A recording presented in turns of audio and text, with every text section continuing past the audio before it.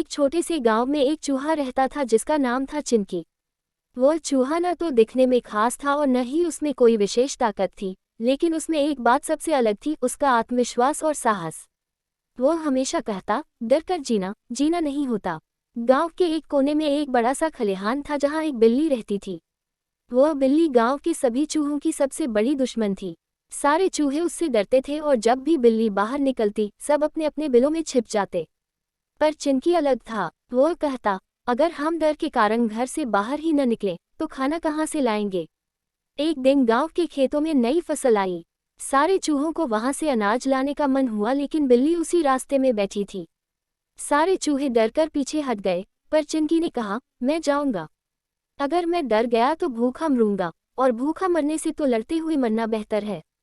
सबने उसे रोका, लेकिन वह नहीं माना। उसने एक योजना बनाई। पहले उसने सूखी पत्तियां और कांटे इकट्ठे किए और उन्हें अपनी छोटी सी गाड़ी में रख लिया।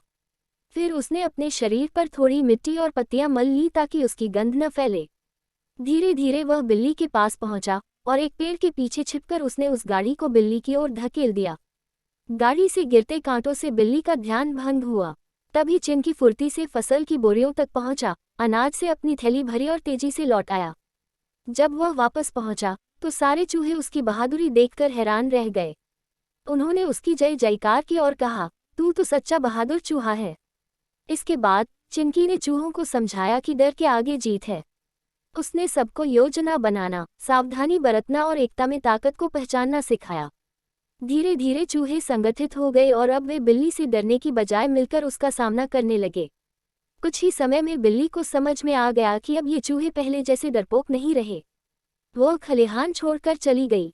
चिंकी अब गांव में बहादुर चूहा के नाम से जाना जाने लगा।